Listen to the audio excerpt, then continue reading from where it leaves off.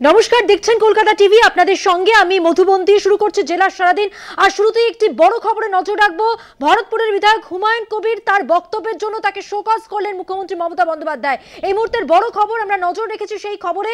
হুমায়ুন কবির ভরতপুরের বিধায়ক, তার বক্তব্যের সাম্প্রতিক যে বক্তব্য তিনি করেছেন, সাম্প্রদায়িক বক্তব্যকে ঘিরে বিব্রত শাসক দল ইতিমধ্যে, এবং মুখ্যমন্ত্রী মমতা বন্দ্যোপাধ্যায় তাকে শোকজ করেছেন।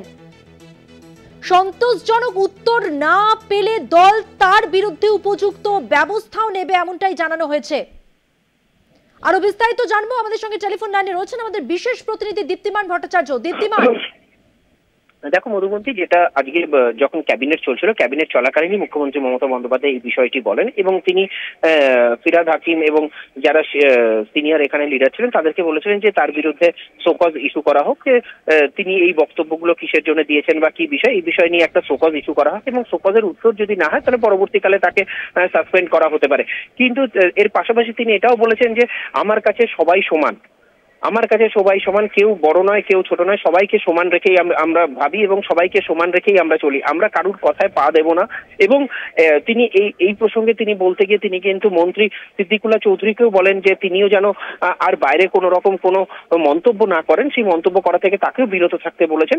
পাশাপাশি বলা হয়েছে যে এখানে যা যা করণীয়, যা যা বলার সেটা পরবর্তীকালে দেখা যাবে, কিন্তু এখন কোন দলের পক্ষ থেকে কেউ যেন কোনো রকম এই বিষয় নিয়ে কেউ যেন কোনো রকম কোনো মন্তব্য না করে বলেই তিনি বলেছেন।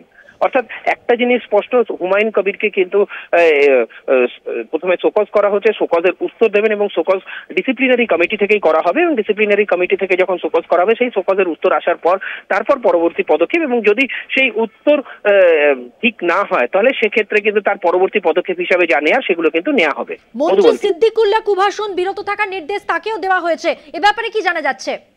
একেবারে দেখো, সিদ্দিকুল্লাহ চৌধুরীকেও কিন্তু বলা হয়েছে যে তিনি যেন কোনো রকম কোনো মন্তব্য না করেন এবং যেন সব রকম মন্তব্য থেকে তিনি বিরত থাকেন এবং কোনো রকম ভাবে কোনো কিছুতেই যেন মন্তব্য না করা হয়, সেই বিষয়টা কিন্তু আজকে মুখ্যমন্ত্রী মমতা বন্দ্যোপাধ্যায় স্পষ্ট করে দিয়েছেন। এবং তিনি বলেছেন যারা এই ধরনের বক্তব্য রাখছেন বিরোধীরা বা যারা করছেন, সেই তাদের যেন পাতা ফাঁদে যেন কোনো রকম কেউ পা না দেয় এবং কোনো রকম কোনো মন্তব্য থেকে বিরত থাকতে সকলকেই তিনি বলেছেন। দীপ্তিমান, একটা বিষয় জানতে চাইবো, সাম্প্রদায়িক বক্তব্য সম্প্রতি যে বক্তব্য তিনি করেছেন সেই বক্তব্যের প্রেক্ষিতেই তো তাকে শোকজ করেছেন মুখ্যমন্ত্রী মমতা বন্দ্যোপাধ্যায়, সেই বক্তব্য সম্পর্কে একটু জানতে চাইবো।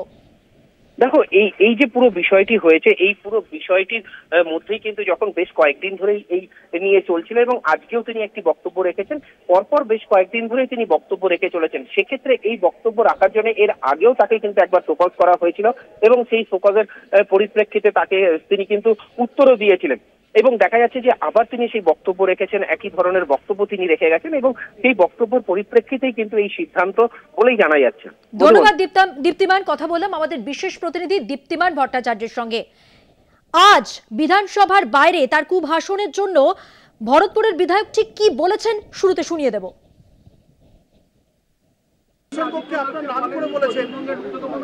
হ্যাঁ, এখনো পর্যন্ত কোনোদিন বলেননি যে এই কথার জন্য যোগী আদিত্যনাথকে পশ্চিমবাংলায় ঢুকতে দেবো না। কেন বলবেন?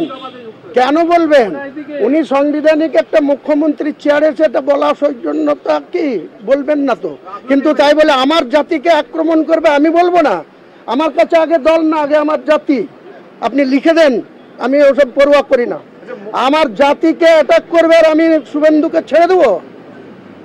কোনো মতেই ছাড়বো না, প্রত্যাহার করতে হবে, নাহলে মুর্শিদাবাদে যেতে দিন, দেখাবো মুর্শিদাবাদে হুমায়ুন কবির স্পটে না থেকেও শুভেন্দু অধিকারীর কি অবস্থা করবো।